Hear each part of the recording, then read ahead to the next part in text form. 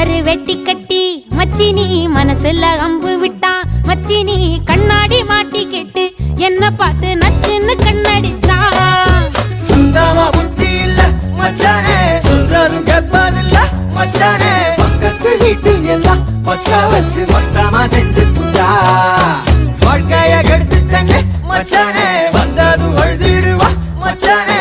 ஏதாச்சும் பேச போனா உன் தங்கச்சி எட்டித்தான் ஓடி போவா.